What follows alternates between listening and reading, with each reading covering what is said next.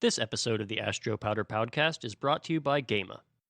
Color changes have never been so easy and fast. Gema's Optiflex Pro Q unit provides the fastest color change for a manual powder gun in the industry at 35 seconds. This can be as much as an 80% reduction in your typical changing process. PowerClean technology, built into our Optiflex Pro Q unit, efficiently cleans the entire powder path from injector to gun tip, so you're ready for quick color changes without any manual adjustments. To speak with a representative or schedule a demonstration, call 877-437-6771. That's 877-437-6771. And be sure to mention, Ask Joe sent me. Bring it, boost it, change it, finish it. Now is the time to complete it with Gema.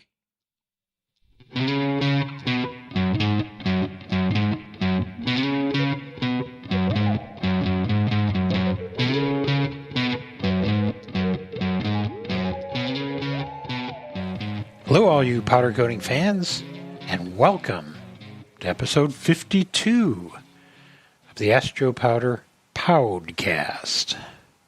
I'm your host, Joe Powder, a.k.a. Kevin Biller, and with me, as always, is my esteemed colleague, sidekick, Nathan. He's Columbus, Ohio's breath of fresh air. He's also ChemQuest Powder Coating Research's Vice President. We're broadcasting from the ChemQuest Powder Coating Research Studios in Columbus, Ohio. And this episode, out of solidarity with our hearing impaired listeners, I'm going to be doing the entire show in American Sign Language.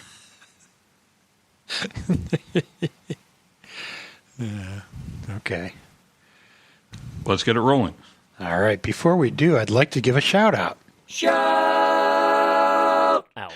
Today's shout-out goes to Adapta Color, also known as Adapta Powder Coatings, who hail from, their headquarters is in the Benicarlo area, which is between Barcelona and Valencia, of course, on the Mediterranean coast of Spain. Fearless innovators. I've been following these guys since they got into business back in the late 90s. I think it was 1997 that they made their first powder coatings. I've been very impressed with them through the years. This is a company who had been led throughout their entire history by David Pellicer since they got started. And it's a privately held powder coating company. They have locations not only in their headquarter area on the Mediterranean coast in Spain, but also Castelfranco in the Veneto region of Italy, very beautiful part of the world, and also in Lyon, France, which another just gorgeous part of the world. Worst places to go to work every day. Absolutely.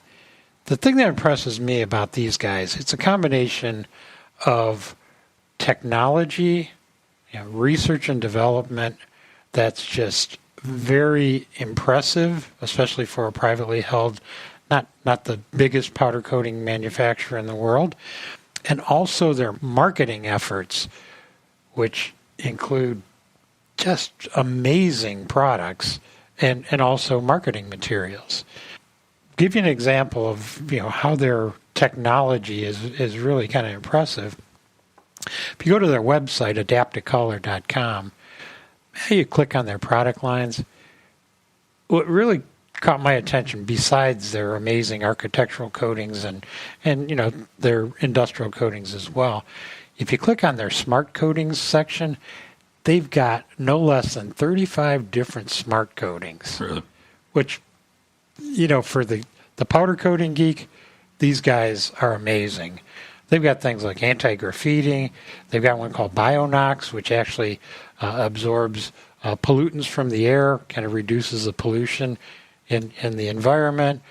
Bioproof, I think that's probably their antimicrobial. They've got insect proof. Actually, it's got a smart coating that repels mosquitoes. Magnetic coating, they've got non-slide, non-slip, photoluminescent, retroreflective, thermochromic, which basically changes color depending on the ambient temperature. Very impressive company. They've grown over the last 25 or so years. Just very impressed with these guys and giving them a hearty shout out for being leaders not only in technology but also in product lines and also marketing and a presence in that part of the world. So, way to go, guys. All right, Nate, it's time for our Guess What segment. Guess what? It looks like the news this time around is mostly big companies came out with their 2023 financial reports, their Q4 financials. I'm not going to, Kai Rizdal you to death with the numbers, but I'll just go through it a little bit. PCI Mag reports that Akzo Nobel's profits rebounded in 2023. Akzo Nobel recently published their 2023 and Q4 results. They show a solid year and a solid fourth quarter, confirming positive momentum in margin expansion and deleveraging efforts that are expected to continue in 2024. Nice. From PPCJ, Axalta released their fourth quarter and full year 2023 results. Highlights net sales increased 4.9% year on year to US $1.3 billion. One thing interesting about Axalta, Nate, if you look at the majors in the world, the biggest coatings companies, Axalta is one of the few that doesn't have a decorative or, household retail paint product line, which is huge for some of these other, companies, which is different than obviously the OEM or industrial side of things that we participate in. And then from Coatings World, Yoton had a record year in 2023. They also came out with their financials for last year, and I'm assuming that the numbers are good. They're all in Norwegian kroner, so I couldn't tell you for sure.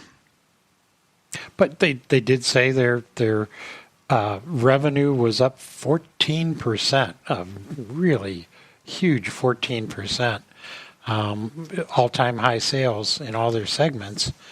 They are one of the leaders in that part of the world, not only like Europe, but also they've got a really strong presence in the Middle East. I think part of the story here, Nate, recession. What recession? End of 2022, people were saying, the economists were saying, guaranteed there's going to be a recession. We just don't know if it's going to be a hard landing or a soft landing. They coined those terms, at least first time I heard them. And, look what happened. Some people are making a lot of money. The other thing that's interesting, though, and it's something I've read just recently, Nate, the chemical suppliers, and these would be the resin people in particular, additives, resins, intermediates. A lot of those guys have had a tough year in 2023. Evonik, in particular, I think they said they were laying off 2,000 people. Wow.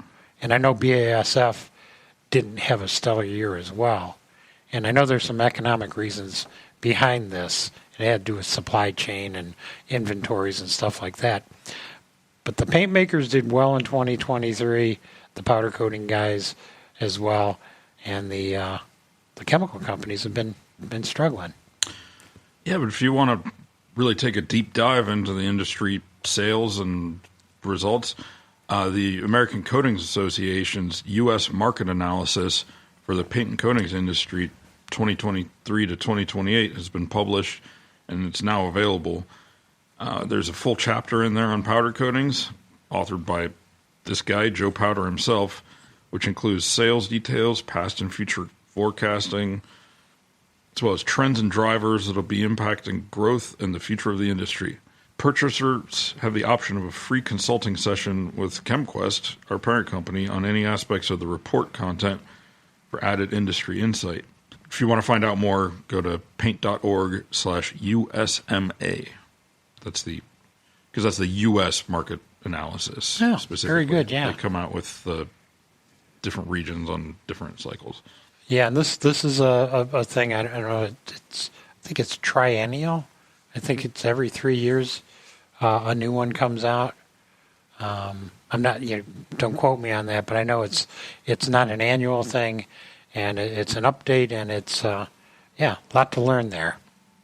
All right, folks, time for our question and answer segment. Do you have a question? Ask Joe Powder. Well, you can ask him. Ask Joe Powder. He has the answer that'll advance your powder coating. It's the Ask Joe Powder Powdcast. Our first question comes from Sylvan in Pennsylvania. He says, "Hi, Joe. We powder coat welded components with a high-gloss red polyester powder.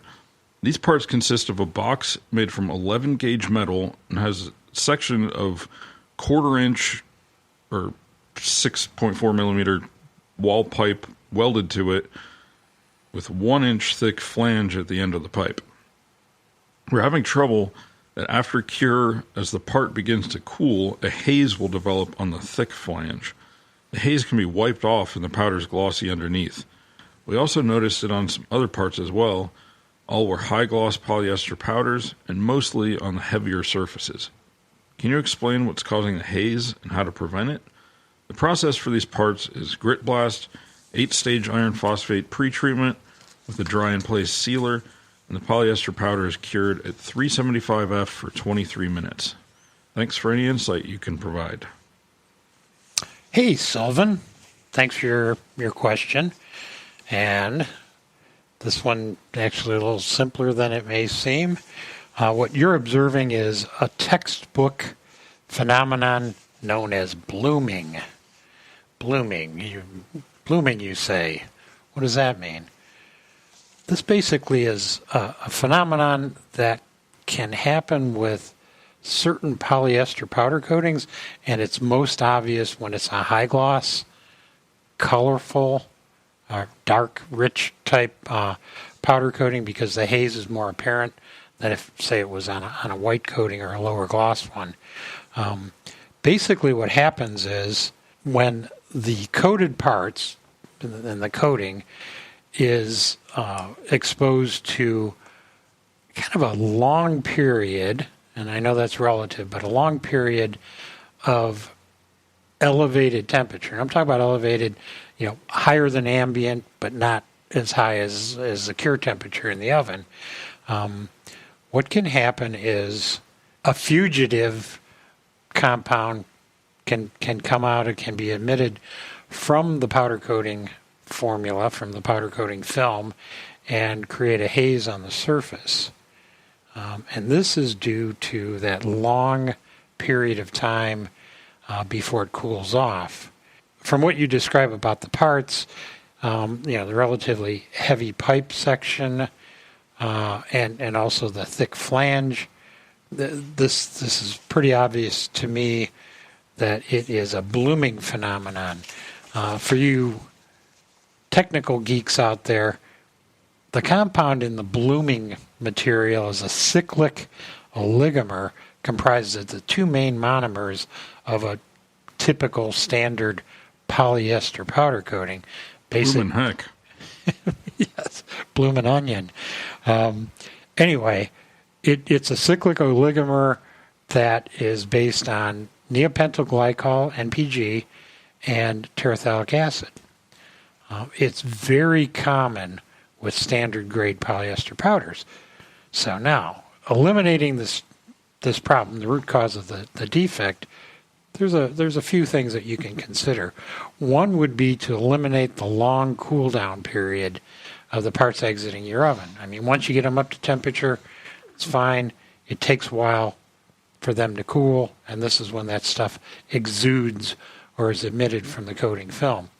You could eliminate that cool down period by quenching the parts with cool water, ambient water, or with high velocity cooling air. Both of these options are going to cost cost you time and money. Maybe not the best way to look at things. What I would recommend is the best approach is contact your powder coating supplier, tell them that you learned about this from listening to a Joe Powder podcast, and ask them if they have the same performing powder coating, same gloss, same color, in a non-blooming grade of polyester powder. Now, this technology is well known by the better formulators. Shouldn't be too hard for them to understand what you're asking for. If your current powder supplier doesn't offer non-blooming grades of polyesters, then it may be time to solicit alternate suppliers. Good luck, Sylvan. Hope it works out. All right, it's time now for a word from our sponsors.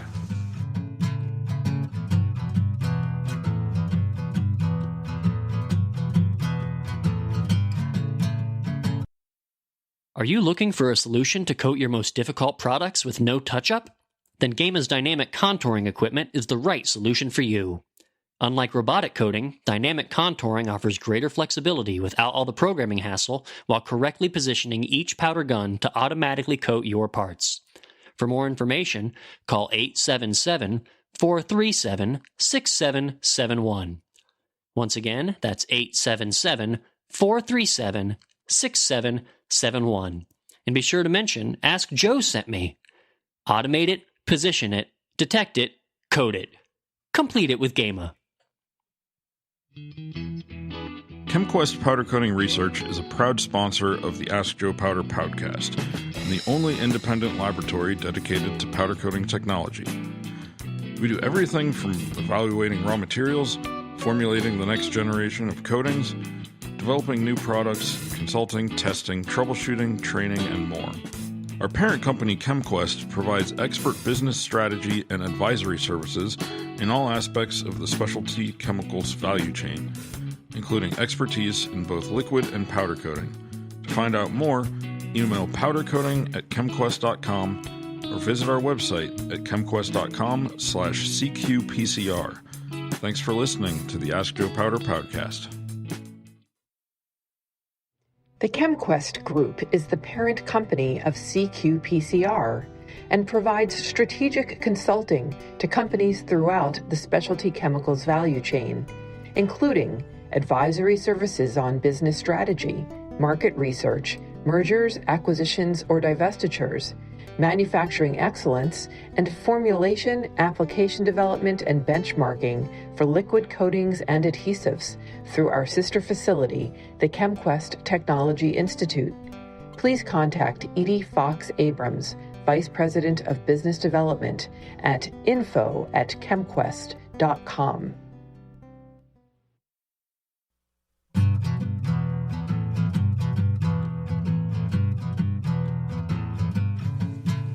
Welcome back.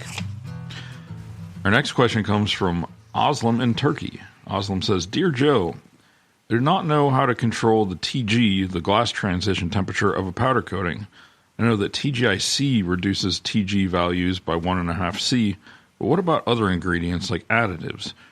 Flow agents, CAB, texture agents, waxes, fillers, pigments, etc. In the summer, my customers have problems with the sintering of powders. The TG value of resins that I use seem to be high enough. Do you have any suggestions about this? Best regards, Oslam.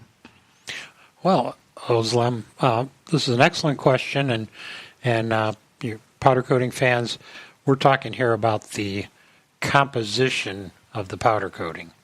So we're going to do a little deep dive into the binder system of the powder coating.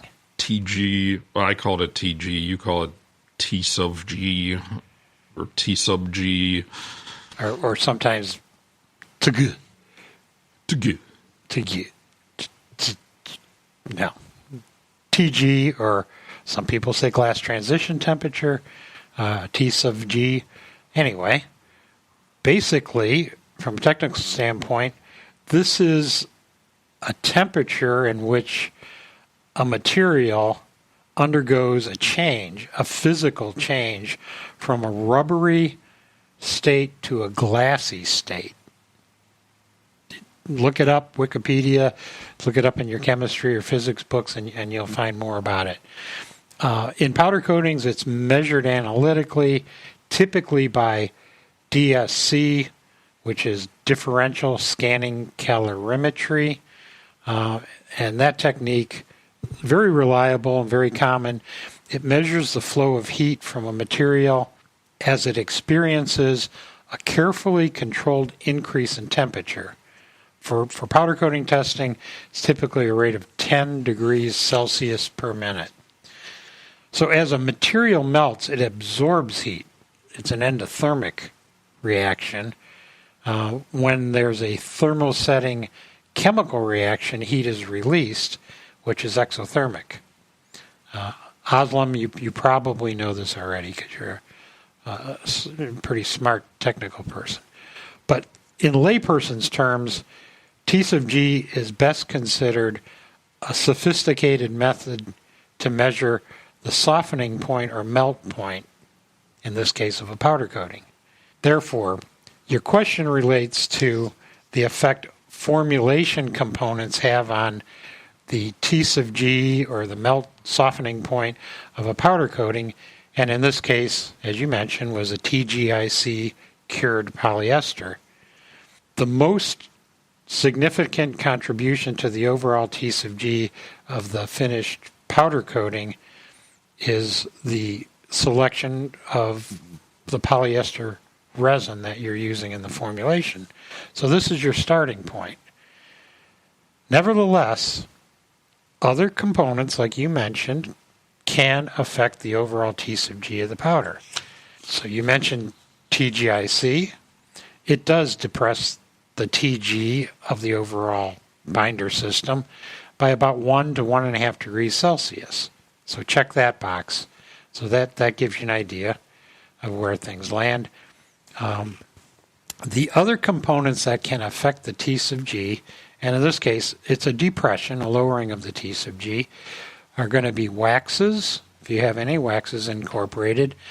Certainly CAB, which is cellulose acetate butyrate. It's an additive sometimes used either for flow or in some cases used for hammer tone or vein type finishes. And flow agents or flow modifiers to a lesser effect will affect the T sub G. You mentioned pigments and extenders, and those essentially do not affect the T sub G because they're non-reactive and relatively inert. They don't melt during the melt film formation stage or during the extrusion or any other parts of the processing life of a powder coating. So just keep that in mind. Changing pigments and extenders aren't going to change your T sub G. So to put things in perspective, commercially available polyester resins are available in a range of T sub G from low 50s degrees Celsius up to kind of the low 70s degrees Celsius. So the first thing you want to do is look at using a higher T sub G polyester.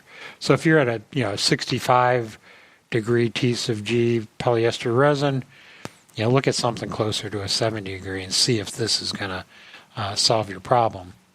The other thing is you may want to look at the formulation and eliminate, the wax, if there is a wax in there, or the CAB if it's in the formulation as well.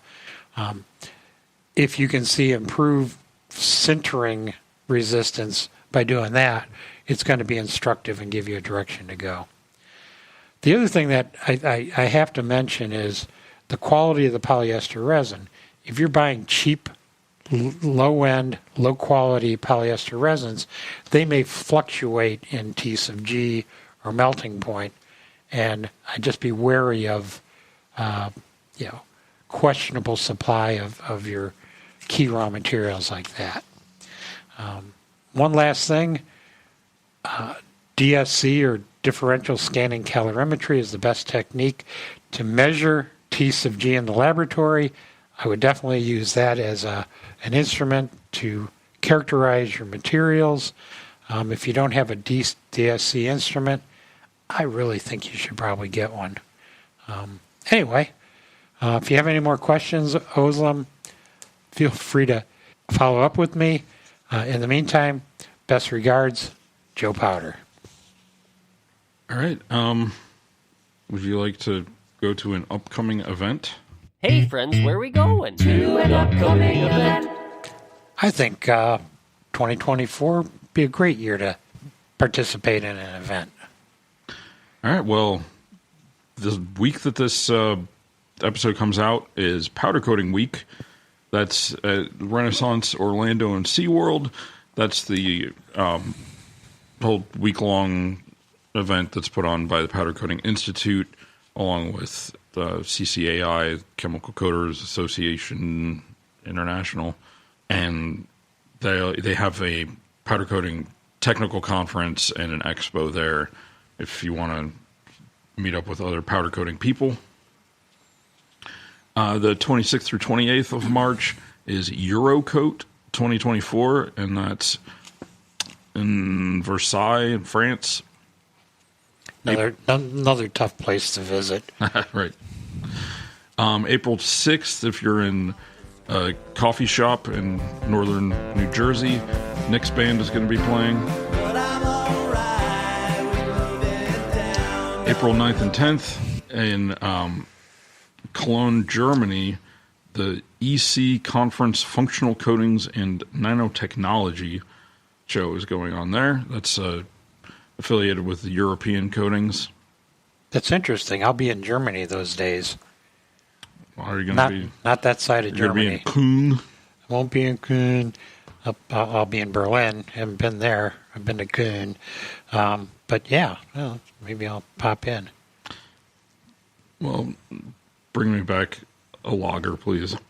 And then April 16th through 18th in Dubai, UAE, at the Dubai World Trade Center, Middle East Coating Show 2024.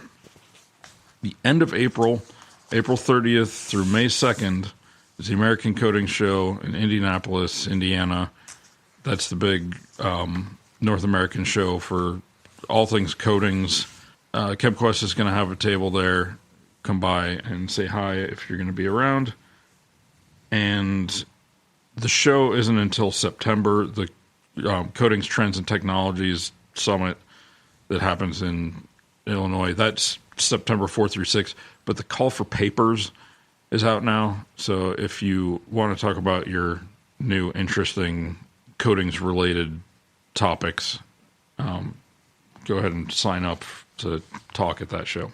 I hear there's a webinar coming up soon about powder coating technology. All right, and there's still time to sign up. Thursday, March 14th, myself and Eric Casebolt, my colleague at ChemQuest, are going to be giving a webinar. This is through the paint coatings industry PCI Academy. It's called Powder Coating Fundamentals. It's a 3-hour short course taking place from 1 p.m. to 4 p.m. Eastern, March 14th. But we're going to be talking about where powder coatings are used, the components that go into a powder coating, how they're made, how they're applied, a little bit about testing, and then what we see as future trends in the world of powder coating technology. Yeah, that's an easy one, and people throughout the world, depending on your time zone, it'd be great for you to tune in and learn some stuff. You can sign up for that on PCI's website.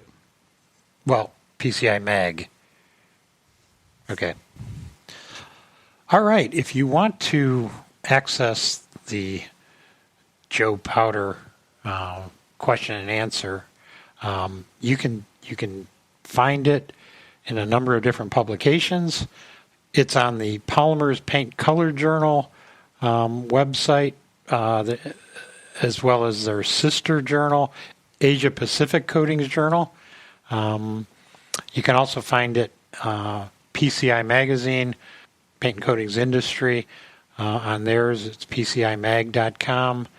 You can find Joe Powder in powder-coated Tough archives.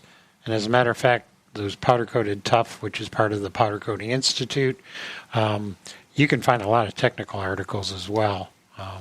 Technical interchange and PC symmetry that were authored by yours truly. Products Finishing has, it's not Joe Powder, but it's called Ask the Expert. That sounds exciting, which is, that's authored by myself, Kevin Biller.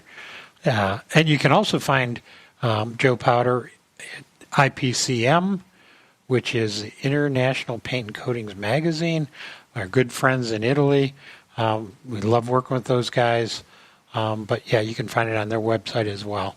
So those are places you can find Joe Powder. All right, and you can find us online at askjoepowder.com. We're on all of your regular podcast databases if you want to sign up and follow the show.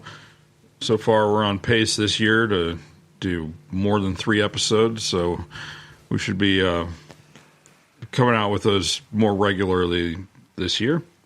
If you want to ask Joe a question, the email address is askjoepowder@yahoo.com, or we have a voicemail box where you can leave a message. It's country code 1-478-2-ASK-JOE. It's 1-478-227-5563. This has been a production of ChemQuest Powder Coating Research. All the music, editing, multiple microphone configuration. It was done by Nick Page, who has a show in northern New Jersey. And thank you, Base God. And don't forget to keep your powder dry, my friends.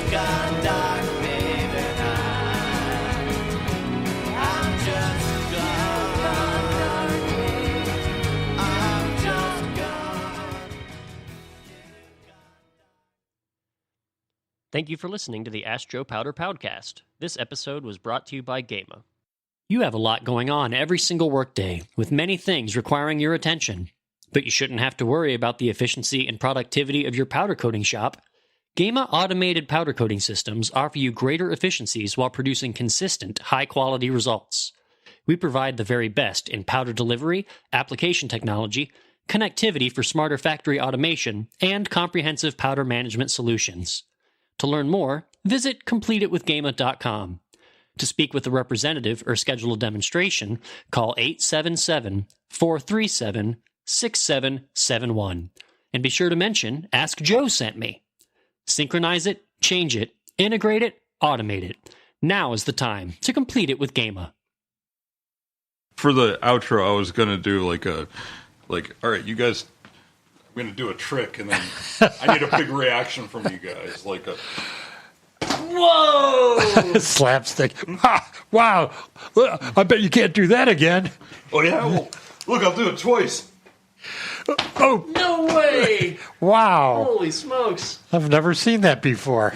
That's what I call podcasting.